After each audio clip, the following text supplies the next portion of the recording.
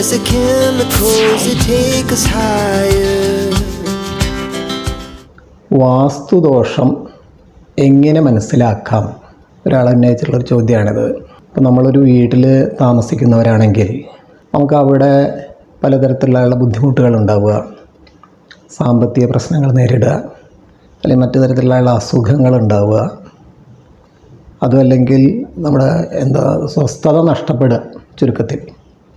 അപ്പം ഇങ്ങനെയൊക്കെ വരുമ്പോഴാണ് അത് വാസ്തുദോഷം കൊണ്ടാണോ അല്ലെങ്കിൽ മറ്റെന്തെങ്കിലും പ്രശ്നങ്ങൾ കൊണ്ടാണോ എന്നൊക്കെയുള്ളത് സാധാരണ രീതിയിൽ ജനങ്ങൾ ചിന്തിക്കുക. പല കാരണങ്ങൾ കൊണ്ടും ഇതൊക്കെ സംഭവിക്കാം. സാമ്പത്തിക ക്ലേശങ്ങൾ ഉണ്ടാവാം, അല്ലെങ്കിൽ മറ്റു തരത്തിലുള്ള ദുരിതങ്ങൾ ഉണ്ടാവാം, ഇതൊക്കെ ഉണ്ടാവാം. അതിലൊരു ഘടകം മാത്രമാണുള്ളൂ ഈ വാസ്തുദോഷം എന്നൊക്കെ പറയണത്. അല്ലാണ്ട് വാസ്തു കൊണ്ട് വാസ്തുദോഷം ഉണ്ടായി ആകെ കൂടി പ്രശ്നങ്ങളാണെന്നുള്ള അങ്ങനെയൊന്നും ചിന്തിക്കേണ്ട കാര്യമില്ല. ജീവിതത്തിൽ പല കാര്യങ്ങളുണ്ട് നമുക്ക്. അപ്പോൾ അതിൽ ചെറിയൊരു ഘടകം മാത്രമാണ് വാസ്തു സംബന്ധമായിട്ടുള്ളത്. ഇനി അതെങ്ങനെ കണ്ടെത്താം അല്ലെങ്കിൽ അതെങ്ങനെ മനസ്സിലാക്കാം എന്നുള്ളതാണ്. അങ്ങനെ ഈ പറഞ്ഞ രൂപത്തിലുള്ള എന്തെങ്കിലും ദുരിതങ്ങളോ പ്രശ്നങ്ങളോ ഉണ്ടെങ്കിൽ സ്വാഭാവികമായിട്ട് വാസ്തുവിനെക്കുറിച്ച് കൃത്യമായിട്ട് അറിയുന്ന ഒരാളാണെങ്കിൽ പല കാര്യങ്ങളും അവിടെ ശ്രദ്ധിക്കേണ്ടതുണ്ടായിട്ടുണ്ട്. ഒന്നാമത്തെ കാര്യം, ഒരു വാസ്തുശാസ്ത്രജ്ഞനെ സംബന്ധിച്ച് ഇപ്പോൾ ഒരു വീട് നമ്മൾ സന്ദർശിക്കുമ്പോൾ ആ പറമ്പിൽ വീടിരിക്കുന്നതിനുള്ള സ്ഥാനം ശരിയാണോ എന്ന് നോക്കാം. ചിലപ്പോൾ സ്ഥാനം മാറി കിടക്കുന്നുണ്ടാവാം. അപ്പോൾ സ്ഥാനം നോക്കണം. പിന്നെ മറ്റൊരു കാര്യമുള്ളത്, ഈ സ്ഥാനം നോക്കുന്നതോടൊപ്പം തന്നെ പറമ്പിൻ്റെ ആകൃതി, അത് ചതുരാകൃതിയാണോ അല്ലെങ്കിൽ ട്രയാങ്കിളായിട്ടാണോ അല്ലെങ്കിൽ ഹെക്സഗൺ ഏത് ഷേപ്പിലായാലും എന്ത് തരത്തിലായാലും അപ്പോൾ അതൊക്കെ ശ്രദ്ധിക്കേണ്ട വിഷയങ്ങളാണ്. അപ്പോൾ അതുകൊണ്ടും അതുപോലെ തന്നെ ഭൂമിയുടെ ഉയർച്ച താഴ്ച, ഭൂമി പടിഞ്ഞാറ് വശം താഴ്ന്നിട്ടാണോ കിടക്കുന്നത് അല്ലെങ്കിൽ കിഴക്ക് വശം ഉയർന്നിട്ടാണോ അല്ലെങ്കിൽ തെക്ക് താഴ്ന്ന് കിടക്കുന്നുണ്ടോ, ഇങ്ങനെ അതിപ്പോൾ നേരത്തെ ഈ പറഞ്ഞ ഉയർച്ച താഴ്ചയുടെ കാര്യങ്ങളൊക്കെ വളരെ വിശദമായിട്ട് നമ്മൾ ചർച്ച ചെയ്തിട്ടുള്ളതാണ്. എങ്കിലപ്പോൾ ഈ ഭൂമിയുടെ ഉയർച്ച താഴ്ച, ഭൂമിയുടെ ആകൃതി, അവിടെ നിൽക്കുന്ന വൃക്ഷങ്ങൾ തുടങ്ങിയുള്ള പല കാര്യങ്ങളും നമ്മൾ ശ്രദ്ധിക്കുമ്പോഴാണ് അവിടെ വാസ്തു സംബന്ധമായിട്ടുള്ള കാര്യങ്ങൾക്ക് എന്തെങ്കിലും വീഴ്ചകളുണ്ടോ പോരായ്മകളുണ്ടോ എന്ന് മനസ്സിലാവുക. അതുകൂടാതെ അതിൻ്റെ പിന്നാലെ വരുന്ന കാര്യങ്ങളാണ് വീടിൻ്റെ മൊത്തം ചുറ്റളവ്. വീടിൻ്റെ ചുറ്റളവ് ഏത് ഇതിലാണ് കിടക്കുന്നത്, ഉത്തമമായുള്ള കണക്കിലാണോ അല്ലെങ്കിൽ കണക്ക് തെറ്റിയിട്ടാണോ കിടക്കുന്നത്, ഇങ്ങനെ അതിൻ്റെ കാര്യങ്ങളുണ്ടാവാം. പിന്നെ അതുപോലെ തന്നെയാണ് ആ വീട്ടിലെ ഓരോ മുറികളുടെയും അളവുകൾ. മുറികൾക്ക് അളവുകളുണ്ട്. അപ്പോൾ അത് കൃത്യമായിട്ട് വാസ്തുശാസ്ത്ര വിധി പ്രകാരമുള്ള അളവുകളാണോ അവിടെ സ്വീകരിച്ചിട്ടുള്ളത് എന്നുള്ളത് പരിശോധിക്കേണ്ടി വരും. അപ്പോൾ അത് ഒരു പ്രധാന വിഷയമാണ്. അതോടൊപ്പം തന്നെ മറ്റൊരു വിഷയമുള്ളത്, അവിടുത്തെ ആ മുറികളൊക്കെ കൃത്യമായുള്ള സ്ഥാനങ്ങളിലാണോ എന്നുള്ളതാണ്. ഇപ്പോൾ അടുക്കളയാണെങ്കിൽ അത് ഇന്ന സ്ഥാനങ്ങളിലേ പാടുള്ളൂ എന്ന് നമ്മൾ നേരത്തെ പറഞ്ഞിട്ടുണ്ട്. അപ്പോൾ അതുപോലെ കൃത്യമായുള്ള സ്ഥാനത്താണ് ഇരിക്കുന്നത്. പർജന്യപഥത്തിലാണോ അല്ലെങ്കിൽ അഗ്നികോണിലാണോ വായുകോണിലാണോ അല്ലെങ്കിൽ ഏതെങ്കിലും സ്ഥാനം മാറി വടക്ക് സെൻട്രലായിട്ട് കിടക്കുന്നുണ്ടോ അല്ലെങ്കിൽ കന്നിമൂലയിൽ തെക്ക് പടിഞ്ഞാറ് ഭാഗത്ത് അടുക്കള വന്നിട്ടുണ്ടോ, ഇങ്ങനെ പലതരത്തിലും വരാം. അപ്പോൾ ഈ സ്ഥാനം അതുപോലെ തന്നെ അതിൻ്റെ അളവുകൾ, അപ്പോൾ ഇത്രയും കാര്യങ്ങളൊക്കെ പരിശോധിച്ച് വരുമ്പോഴാണ് മുറികളുടെ സ്ഥാനത്തിൻ്റെയും അതിൻ്റെ ഉള്ളിലെ അളവുകളുടെയും ഒക്കെ വാസ്തു സംബന്ധമായുള്ള വിശേഷങ്ങൾ നമുക്ക് കൃത്യമായിട്ട് മനസ്സിലാക്കി അതിൻ്റെ ദോഷങ്ങൾ പരിഹരിക്കാൻ സാധിക്കുകയുള്ളൂ. പിന്നെ ഒരു പ്രധാനപ്പെട്ട വിഷയമാണ് സ്റ്റെയർ വന്നിട്ടുണ്ടെങ്കിൽ അത് ഏത് ഭാഗത്ത് എങ്ങോട്ടാണോ കയറുന്നത് അല്ലെങ്കിൽ എവിടെയാണ് സ്ഥിതി ചെയ്യുന്നത്. അതുപോലെ തന്നെ പൂജാമുറി ഉണ്ടെങ്കിൽ ഏത് ഭാഗത്ത് വരണം, അതെങ്ങനെയാണ്, വല്ല സ്റ്റെയറിൻ്റെ അടിയിലാണോ കൊണ്ടുകൊടുത്തുള്ളത് അല്ലെങ്കിൽ ടോയ്ലറ്റിനോട് ചേർന്നിട്ടാണോ പൂജാമുറി നിൽക്കുന്നത്, ഇങ്ങനെ പല കാര്യങ്ങളും ചിന്തിക്കേണ്ടി വരും.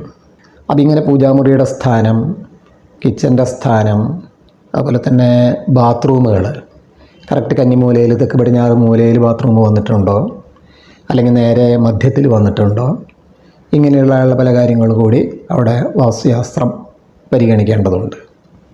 അപ്പോൾ അത് ശ്രദ്ധിച്ച് അതിനനുസരിച്ച് അതിൽ എന്തെങ്കിലും പാകപ്പിഴകൾ വന്നിട്ടുണ്ടെങ്കിൽ അതിനും കൂടി പരിഹാരം കണ്ടെത്തണം. ചില മധ്യസൂത്രങ്ങൾ, ഇപ്പോൾ കിഴക്കോട്ട് തിരിഞ്ഞിട്ടുള്ളൊരു വീടാണ്, കിഴക്കോട്ടാണ് അതിൻ്റെ പ്രധാന മുഖം വരുന്നത്, പ്രധാന വാതിൽ വരുന്നത്. അപ്പോൾ ഈ കിഴക്ക് പടിഞ്ഞാറ് മധ്യസൂത്രം എന്ന് പറയും. അപ്പോൾ ആ മധ്യസൂത്രം അത് ബ്രഹ്മസൂത്രം, യമസൂത്രം എന്നൊക്കെ പറയും. തെക്ക് വടക്കാണെങ്കിൽ അത് യമസൂത്രമാണ്, കിഴക്ക് പടിഞ്ഞാറാണെങ്കിൽ ബ്രഹ്മസൂത്രം എന്ന് പറയും. അപ്പോൾ ആ ബ്രഹ്മസൂത്രമൊക്കെ കൃത്യമായിട്ട് കടന്നു പോകുന്നുണ്ടോ, എവിടെയെങ്കിലും ബ്ലോക്ക് വന്നിട്ടുണ്ടോ, അല്ലെങ്കിൽ ബ്രഹ്മസൂത്രത്തിൽ ടോയ്ലറ്റ് വന്നിട്ടുണ്ടോ? അപ്പോൾ അങ്ങനെ വരുമ്പോഴും അത് ദോഷമാണ്. അപ്പോൾ ബ്രഹ്മസൂത്രത്തിൽ ടോയ്ലറ്റ് വരാൻ പാടില്ല. അത് കിഴക്കോട്ടോ പടിഞ്ഞാട്ടോ മുഖമായിട്ടുള്ള വീടിനാണെങ്കിൽ പ്രത്യേകിച്ചും. നേരെ മറിച്ച് വടക്കോട്ട് മുഖമായുള്ളൊരു വീടാണെങ്കിൽ അവിടെ ബ്രഹ്മസൂത്രത്തിൽ അല്ലെങ്കിൽ പടിഞ്ഞാറ് മധ്യത്തിൽ അല്ലെങ്കിൽ കിഴക്ക് മധ്യത്തിൽ ടോയ്ലറ്റ് വരുന്നതുകൊണ്ട് അത്ര പ്രശ്നങ്ങളില്ല. അപ്പോൾ ഇങ്ങനെ കന്നിമൂലയിൽ ടോയ്ലറ്റ് വരിക, മധ്യത്തിൽ ടോയ്ലറ്റ് വരിക, മധ്യസൂത്രം അടഞ്ഞു പോകുക. വടക്കോട്ട് മുഖമുള്ള വീടാണ് അല്ലെങ്കിൽ തെക്കോട്ട് മുഖമുള്ള വീടാണെങ്കിൽ അവിടെ മധ്യസൂത്രത്തിൽ ടോയ്ലറ്റ് വരാൻ പാടില്ല. അതായത് വടക്ക് സെൻട്രലിൽ അല്ലെങ്കിൽ തെക്ക് സെൻട്രലിൽ ഒക്കെ ആയിട്ട് ടോയ്ലറ്റ് വരാൻ പാടില്ല. അതിൽ കൂടെ ഒരു ദ്വാരമിട്ട് നമുക്ക് മധ്യസൂത്രം ശരിയാക്കാല്ലേ പറ്റില്ലേ എന്ന് ചോദിക്കുന്നവരുണ്ട്. അപ്പോൾ അത് ശരിയായുള്ള രീതിയല്ല. അപ്പോൾ ആ മധ്യത്തിൽ അത് വരാൻ പാടില്ല എന്നുള്ളത് തന്നെയാണ്. പിന്നെ അതേപോലെ തന്നെ ടോയ്ലറ്റിൻ്റെ വിഷയം പറഞ്ഞ പോലെ തന്നെ സെപ്റ്റിക് ടാങ്ക് ആ മധ്യസൂത്രത്തിൽ വരിക. അതായത് വീടിൻ്റെ മുഖമനുസരിച്ച് കിഴക്കോട്ടോ അല്ലെങ്കിൽ പടിഞ്ഞാറോട്ടാണ് മുഖമെങ്കിൽ ബ്രഹ്മസൂത്രത്തിനാണ് പ്രാധാന്യം, തെക്കോട്ടോ വടക്കോട്ടോ ഉള്ളതിനാണെങ്കിൽ യമസൂത്രത്തിനാണ് പ്രാധാന്യം. അപ്പോൾ ആ സൂത്രങ്ങളിൽ നമുക്ക് ടോയ്ലറ്റ് അല്ലെങ്കിൽ സെപ്റ്റിക് ടാങ്ക് ഇത് വന്നിട്ടുണ്ടോ എന്നുള്ളത് നോക്കണം. അപ്പോൾ ഇങ്ങനെ പല കാര്യങ്ങളും ശ്രദ്ധിക്കുമ്പോഴാണ് നമ്മൾ വാസ്തുദോഷം എന്താണെന്ന് കണ്ടെത്താൻ കഴിയുക. അതുപോലെ കന്നിമൂലയിൽ നമ്മൾ ടോയ്ലറ്റിൻ്റെ കാര്യം പറഞ്ഞു. ടോയ്ലറ്റ് പോലെ തന്നെ ഏറ്റവും പ്രധാനപ്പെട്ടതാണ് സെപ്റ്റിക് ടാങ്കും. കന്നിമൂലയിൽ സെപ്റ്റിക് ടാങ്ക് വരാൻ പാടില്ല. അപ്പോൾ അവിടെ സെപ്റ്റിക് ടാങ്ക് ഉണ്ടോ അത് ശ്രദ്ധിക്കണം. അതേപോലെ മറ്റൊരു കാര്യമാണ് ഈ അലക്ക് കല്ല്. കറക്റ്റാக കന്നിമൂലയിൽ കൊണ്ടിടുക, അല്ലെങ്കിൽ വടക്ക് കിഴക്ക് മൂലയിൽ അലക്ക് കല്ല് കൊണ്ടുവയ്ക്കുക. വാസ്തുപുരുഷൻ്റെ പാദം, ശിരസ് എന്ന് പറയുന്ന ഈ കൃത്യമായുള്ള കോർണറിൽ നമുക്ക് അലക്ക് കല്ല് കൊണ്ടുവയ്ക്കുക. അപ്പോൾ അതും നമുക്കൊരു ദോഷമായിട്ട് ചിന്തിക്കേണ്ടി വരും.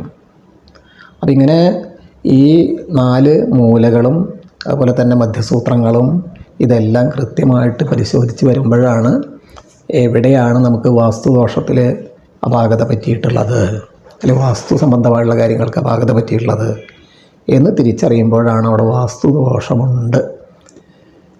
ഇപ്പോൾ വാസ്തുദോഷമുണ്ട്, അതിനിപ്പോൾ എന്താണ് പരിഹാരം? അതേപോലെ തന്നെ വാസ്തുദോഷം കൊണ്ട് ഈ നേരത്തെ നമ്മൾ തുടക്കത്തിൽ സൂചിപ്പിച്ചുള്ള സാമ്പത്തിക നഷ്ടങ്ങൾ സംഭവിക്കുമോ, അല്ലെങ്കിൽ രോഗങ്ങളുണ്ടാകുമോ, അസ്വസ്ഥതകളുണ്ടാകുമോ എന്നൊക്കെയുള്ള പല കാര്യങ്ങളും സ്വാഭാവികമായിട്ട് ഇത്തരം വാസ്തു സംബന്ധമായുള്ള കാര്യങ്ങൾ കൃത്യമായിട്ടല്ലെങ്കിൽ പലയിടത്തും ഇങ്ങനെ പലതരത്തിലുള്ള ദുരിതങ്ങൾ നമ്മുടെ അനുഭവങ്ങളിലൂടെ നമ്മൾ കണ്ടിട്ടുണ്ട്. ഞാൻ നേരത്തെ സൂചിപ്പിച്ച് ഇതുകൊണ്ട് മാത്രമാവണമെന്നില്ല. ജാതകവശാൽ അല്ലെങ്കിൽ മറ്റു തരത്തിലുള്ള പ്രശ്നങ്ങൾ അവർക്കുണ്ടെങ്കിൽ, അല്ലെങ്കിൽ ആയുസ്സിൻ്റെ ബലത്തിന് എത്രയൊക്കെ കുറവുണ്ടെങ്കിൽ അപ്പോൾ ആ തരത്തിലും അവിടെ വിഷയങ്ങളുണ്ടാവും. അതേപോലെ തന്നെ ഞാൻ ആദ്യം സൂചിപ്പിച്ചു ഈ സ്ഥാനം മാറിക്കിടക്കുക. അപ്പോൾ വീട് നിൽക്കുന്നത് മൊത്തം പറമ്പിൽ ഒരു വടക്ക് പടിഞ്ഞാറ് ഭാഗത്താണ്, അസുരഖണ്ഡം എന്നാണ് പറയുക. അപ്പോൾ അസുരഖണ്ഡത്തിലാണ് വീട് നിൽക്കുന്നതെങ്കിൽ സ്വാഭാവികമായിട്ട് അവിടെ വീട്ടുകാർ തമ്മിൽ അകൽച്ചകൾ, അഭിപ്രായ ഭിന്നതകൾ, എന്നും അടിയും വഴക്കൊക്കെ ഉണ്ടാവുക, അങ്ങനെയൊക്കെയുള്ള പ്രശ്നങ്ങൾ. അതുപോലെ തെക്ക് കിഴക്കായിട്ട് വരികയാണെങ്കിൽ യമഖണ്ഡത്തിലേക്ക് മാറിയിട്ട് നിൽക്കുക, അഗ്നികോണിലേക്ക് മാറിയിട്ടാണ് വീട് നിൽക്കുന്നതെങ്കിൽ അവിടെയും ഇതുപോലെ തന്നെയുള്ള അസുഖം വിട്ടൊഴിഞ്ഞുള്ള നേരം ഉണ്ടാവില്ല, എന്തെങ്കിലും പ്രശ്നങ്ങളുണ്ടാവുക, മൃത്യുയോഗം വരാം എന്നൊക്കെയാണ് വിധി. അപ്പം ഇങ്ങനെ ഒരു ഇത് വെച്ചാൽ നമ്മളെ സ്ഥാനത്തിൻ്റെ പ്രശ്നമുണ്ട്, അല്ലെങ്കിൽ ഉയർച്ച താഴ്ചയുടെ വിഷയങ്ങളുണ്ട്, അവിടെ നിൽക്കുന്ന വൃക്ഷങ്ങളുടെ സാമീപ്യം നമ്മൾ ശ്രദ്ധിക്കേണ്ടതുണ്ട്. അതുപോലെ ഗൃഹമധ്യത്തിൽ ടോയ്ലറ്റ് വരുന്നതിനെക്കുറിച്ച് ആലോചിക്കേണ്ടതുണ്ട്. കന്നിമൂലയിൽ ടോയ്ലറ്റ് വരുന്ന, അല്ലെങ്കിൽ അടുക്കള സ്ഥാനം മാറി നിൽക്കുക, ഇങ്ങനെ തുടങ്ങിയ ഈ വക കാര്യങ്ങളെല്ലാം നമ്മൾ സൂക്ഷ്മമായി പരിശോധിച്ച് വിലയിരുത്തുമ്പോൾ മാത്രമാണ് നമുക്ക് അവിടെ വാസ്തുദോഷം ഏതൊക്കെ തരത്തിലുണ്ട് എന്നുള്ളത് മനസ്സിലാക്കാൻ സാധിക്കുകയുള്ളൂ. അപ്പോൾ ആ ദോഷങ്ങൾക്ക് പിന്നെ പരിഹാരം കണ്ടെത്തലാണ് പിന്നെ ചെയ്യാനുള്ള കാര്യം. അപ്പോൾ വാസ്തു സംബന്ധമായുള്ള ഇത്രയും വിഷയങ്ങളൊക്കെ ഉണ്ടെങ്കിൽ അതിന് പരിഹാരം വാസ്തു സംബന്ധമായിട്ടുള്ള പരിഹാരങ്ങൾ തന്നെ ചെയ്യണം. അപ്പോൾ ചിലർ ചോദിക്കും, ഇതിന് നമുക്ക് അവിടെ ഒരു പൂജ നടത്തിയാൽ പോരെ, അല്ലെങ്കിൽ അടുത്ത ക്ഷേത്രത്തിലൊരു വഴിപാട് നടത്തിയാൽ പോരെ, അല്ലെങ്കിൽ മറ്റൊരു കാര്യമുള്ളത് വെച്ച് കഴിഞ്ഞാൽ പഞ്ചശിരസ് സ്ഥാപിച്ചാൽ പോരെ എന്നൊക്കെ ചോദിക്കുന്ന ആളുകളുണ്ട്. അപ്പോൾ പഞ്ചശിരസ് സ്ഥാപിച്ചാൽ ഈ ദോഷങ്ങളൊക്കെ പരിഹരിക്കപ്പെടുമോ എന്ന് ചോദിക്കാം. അപ്പോൾ ഇത്തരം ചോദ്യങ്ങൾക്കൊക്കെയുള്ള മറുപടി ഒന്ന് തന്നെയുള്ളൂ. ഈ പഞ്ചശിരസ് സ്ഥാപിച്ചതുകൊണ്ടും പൂജ നടത്തിയതുകൊണ്ടും വഴിപാട് നടത്തിയതുകൊണ്ടും തീരുന്നതല്ല വാസ്തുദോഷം. വാസ്തുദോഷം തീരണമെങ്കിൽ വാസ്തു സംബന്ധമായിട്ടുള്ള പരിഹാരങ്ങൾ തന്നെ അതിന് ചെയ്യേണ്ടതുണ്ട്. അപ്പോൾ നമ്മുടെ ശരീരത്തിൽ ഒരു ട്യൂമർ വന്നു കഴിഞ്ഞാൽ അതിന് നീക്കം ചെയ്യാൻ കൃത്യമായിട്ടുള്ള ട്രീറ്റ്മെൻറ്റ് തന്നെയാണ് വേണ്ടത്. അല്ലാതെ വഴിപാട് നടത്തിയാൽ അത് മാറുമോ? അതേപോലെ തന്നെയാണ് ഈ നമ്മുടെ ശരീരം പോലെ തന്നെയാണ് നമ്മുടെ വീട് എന്ന് പറയുന്നത്. അപ്പോൾ ആ വീടിൻ്റെ ദോഷം തീർക്കണമെങ്കിൽ ആ വീട്ടിൽ തന്നെ അതിനുള്ള പരിഹാരങ്ങൾ ചെയ്യണം. ഇത്രയാണ് ഈ ചോദ്യവുമായിട്ട് ബന്ധപ്പെട്ട് പറയാനുള്ളത്. നന്ദി, നമസ്കാരം. എല്ലാവർക്കും ഇഷ്ടമായി എന്ന് വിചാരിക്കുന്നു. ഇതുപോലെ ഇൻഫോർമേറ്റീവ് ആയിട്ടുള്ള വീഡിയോകൾ ഇനിയും വരാനുണ്ട്. ഞങ്ങളുടെ വീഡിയോ എല്ലാവരും ലൈക്ക് ചെയ്യുക, ഷെയർ ചെയ്യുക. അതുപോലെ നിങ്ങളുടെ സംശയങ്ങൾ ഞങ്ങളുടെ കമന്റ് ബോക്സിൽ രേഖപ്പെടുത്തുക. കൂടാതെ ഞങ്ങളുടെ കോൺടാക്ട് നമ്പർ കൂടി ഞങ്ങൾ ഇതിൽ വെക്കുന്നുണ്ട്. അതിലേക്ക് വിളിച്ച് സംശയം തീർക്കാവുന്നതാണ്. അപ്പൊ എല്ലാവർക്കും ബൈ.